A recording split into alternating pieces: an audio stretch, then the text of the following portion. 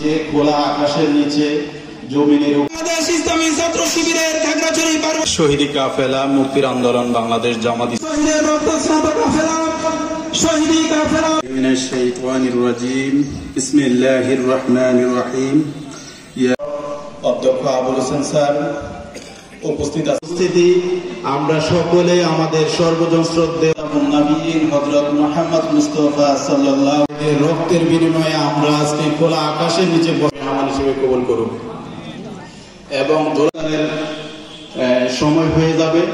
আমি একটি আয়াত তিলাওয়াত করেছি সূরা আলী। পরিবর্তন করতে চাই, আমাদের সমাজের সমাজ পরিবর্তনের জন্য অনেক প্রতিষ্ঠান এসেছে, অনেক নাম করা বিভিন্ন সংস্থার সৃষ্টি হয়েছে, কিন্তু যেই সংস্থার উদ্দেশ্য হচ্ছে কোরআন দিয়ে সমাজ প্রতিষ্ঠা করা, সেখানে আল্লাহর রহমত থাকবে।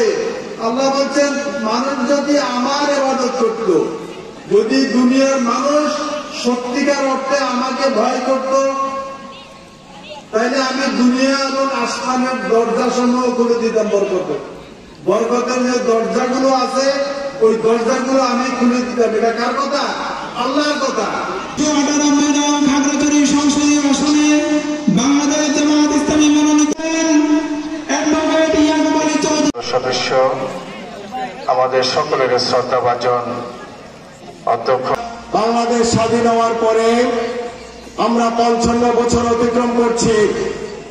এই 55 বছরে বাংলাদেশে অনেকে রাষ্ট্র পরিচালনা করেছেন, কিন্তু বাংলাদেশ যেভাবে ডেভেলপমেন্ট হওয়ার কথা ছিল, যেভাবে দুর্নীতিমুক্ত হওয়ার কথা ছিল, সেটা রাষ্ট্রীয়ভাবে প্রতিষ্ঠা করা যায় নাই।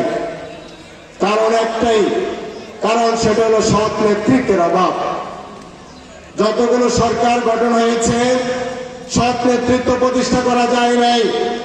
সৎ নেতৃত্ব প্রতিষ্ঠার অভাবের কারণেই বাংলাদেশকে দুর্নীতিমুক্ত করা যায় নাই।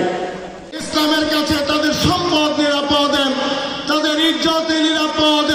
জামাত ইসলামীকে আপনারা যদি বুঝতে হয়, জামাতকে পড়তে হবে, জামাতকে জানতে হবে।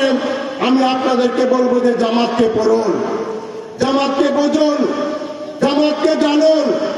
জামাতকে বুঝতে হলে কোরআনকে পড়তে হবে, জামাতকে বুঝতে হলে রাসূল সাল্লাল্লাহু আলাইহি ওয়াসাল্লামের আদর্শকে পড়তে হবে, জামাতকে পড়তে হলে বুঝতে হলে কোরআন হাদিস আমাদেরকে পড়তে হবে। আমি আপনাদেরকে বলবো, দল মত নির্বিশেষে আমরা সকলে মিলে জামাতকে আমরা শক্তিশালী করি। জামাত যেহেতু ঘোষণা দিয়েছে, গুলবারা উপজেলার সংগ্রামী আমির জনাব রফিকুল ইসলাম ভাই,